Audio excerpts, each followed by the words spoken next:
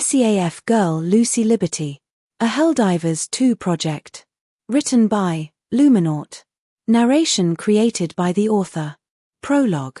My name is Cadet Lucy Laura Liberty. My grandparents changed our last name after they converted to the Goddess of Liberty faith. Considering it's the only remaining spiritual system on Super Earth, they could have done worse. I sometimes wonder if our fight for managed democracy is technically a holy war. I hear my fellow Super Earth Armed Force or SEAF brothers and sisters cry out to her on occasion. Sweet Liberty, my leg and liberty save me haunts my nightmares as I am powerless to help those that say my name for salvation. I know they are not calling to me. That doesn't change my nightmares. Even if we had stims, they wouldn't work on us. I'm told Helldivers get injected with half of the stim formula directly into the heart with a huge needle. Some kind of heartstone that reacts with the stim. Helldivers really are the bravest to take on the toughest test in the galaxy. Impressive to say the least, but there's no super credits in it other than what you find on the battlefield. Even then you have war bond priorities. The SEAF is where the steady and safe super credits are. The requisition slips aren't too bad either. Many SEAF save up to become Helldivers.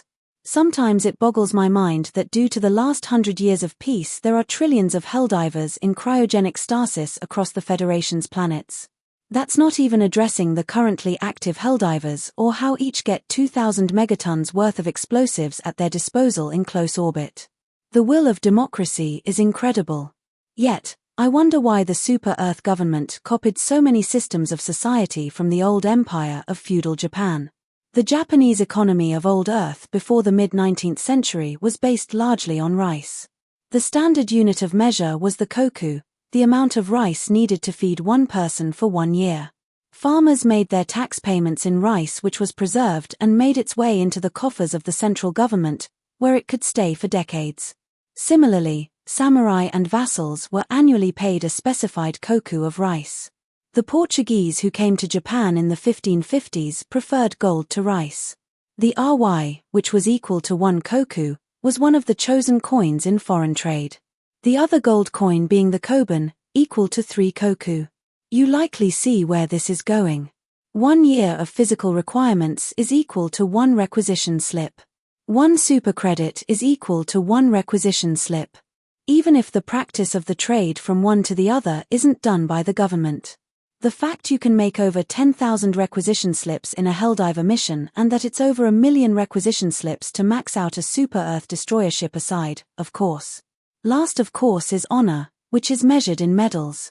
Each medal measured in the risk of dying while performing a duty to the state. All of this makes sense given the connections between Helldiver culture and Japanese culture, specifically Hagakure, the Way of the Samurai, by Yamamoto Tsunetomo. The most direct being when in doubt, don't think. Shout democracy and charge straight in at your problems. A version of the Way of the Samurai is one of immediacy and it is best to dash in headlong. Chapter 1. Wake up in the morning and I bring the sun and shine. Good mornings all around, everybody feeling so fine. Liberator NEAT ready to pop the lids. Off mind control and calamari we call the squids.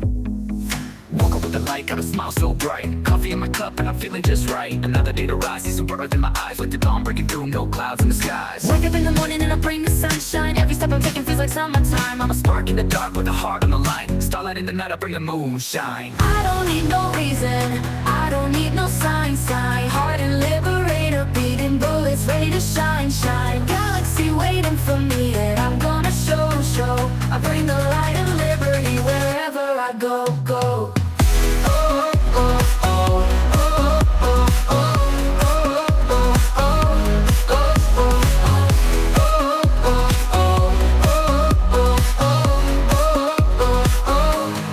Look at me now, I'm dancing on air, sky so clear. Got love everywhere, where can't stop the glow. It's the way that I flow, bringing democracy every place that I know. Woke up with with the light, got a smile so bright. Coffee in my cup and I'm feeling just right. Another day to rise, see some birds in my eyes. Like the dawn breaking through, no clouds in the skies. Wake up in the morning and I bring the sunshine. Every step I'm taking feels like summertime. I'm a spark in the dark with a heart on the line. Starlight in the night, I bring the moonshine. I don't need no reason, I don't need no sign. Heart and liberator, beating bullets, ready to shine.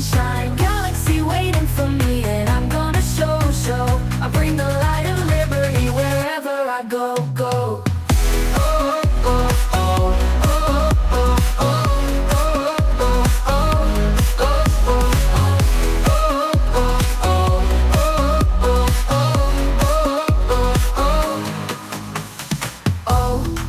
I light up the day. Every step paving the way. Come follow my lead. I'm the dream that you need. I don't need no reason, I don't need no sign. Heart and liberator, beating bullets, ready to shine. Galaxy waiting for me and I'm gonna show. I bring the light of liberty wherever I go.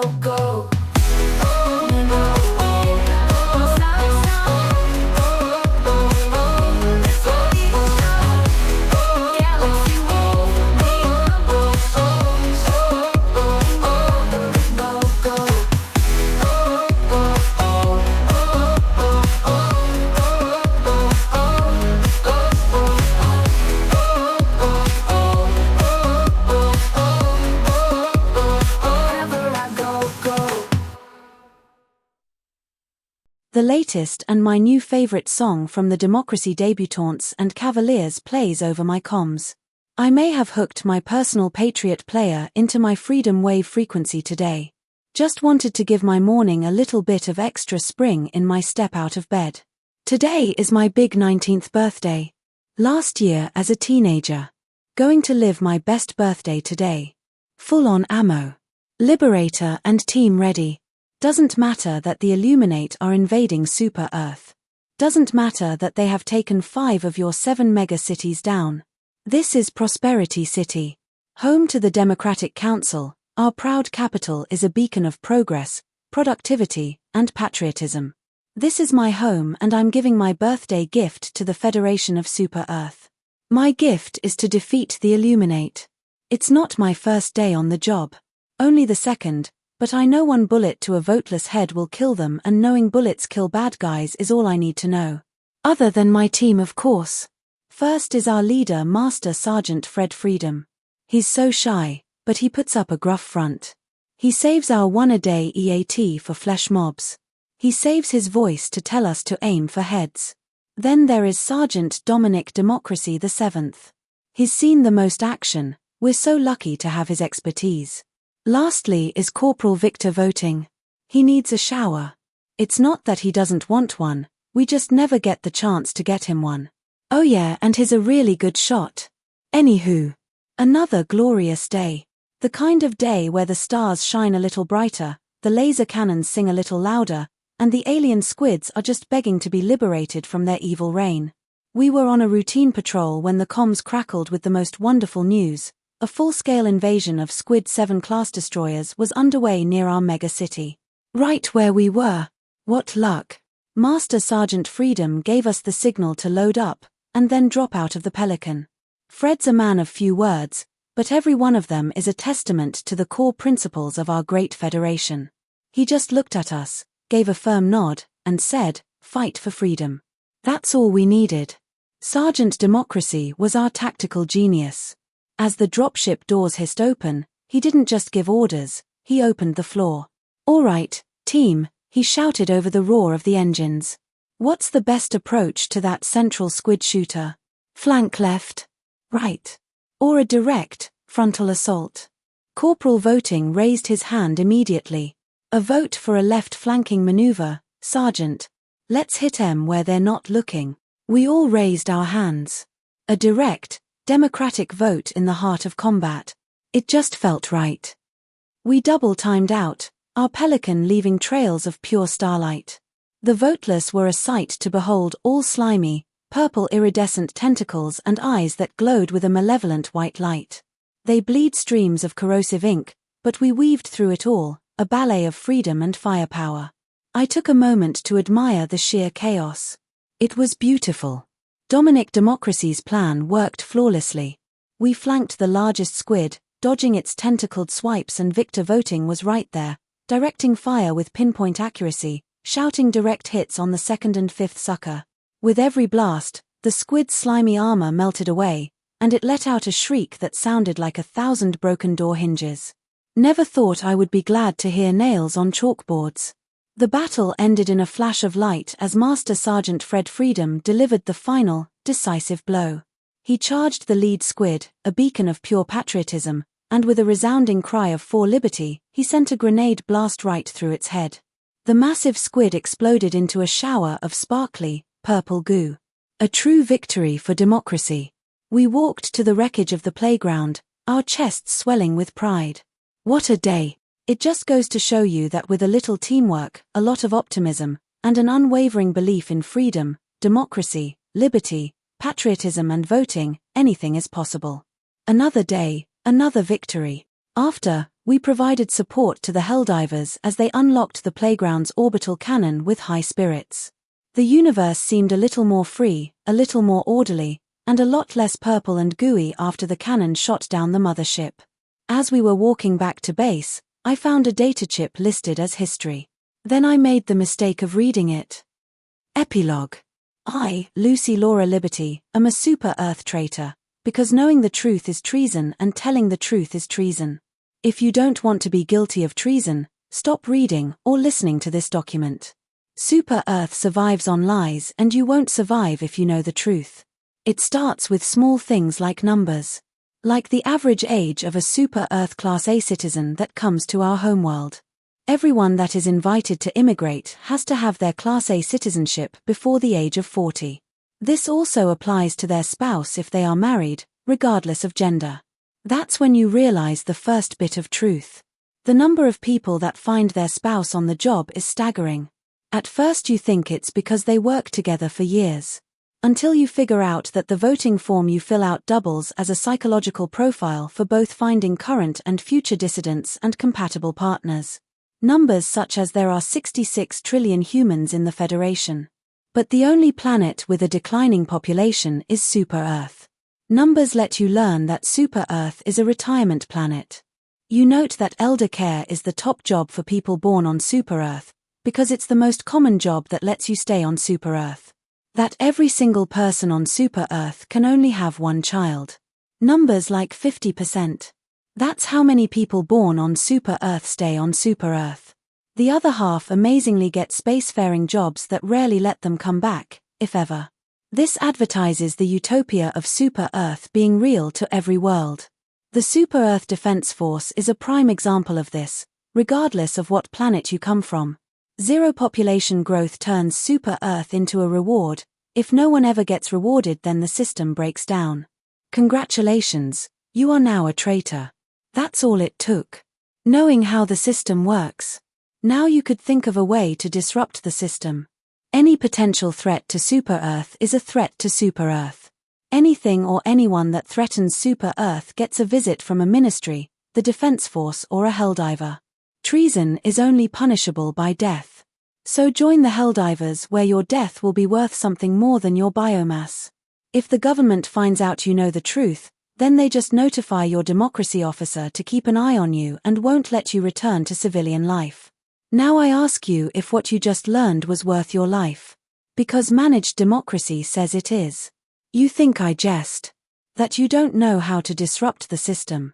Maybe you can play dumb or say you didn't understand what I was getting at. But you do know to look at numbers now. You know simple math is the path to self-destruction. After all questions lead to skepticism and skepticism is treason. I've given you the equation and the tools to solve it. This is your first step. Turn back and embrace the lie now or prepare for the question that Super Earth will kill you for asking. Because the answer is the death of not just managed democracy, but all forms of democracy. Turn the page and wash your hands of lies to become a Super Earth traitor. The vision of democracy, a system where every voice resonates and collective choices mirror the public will, feels inherently just.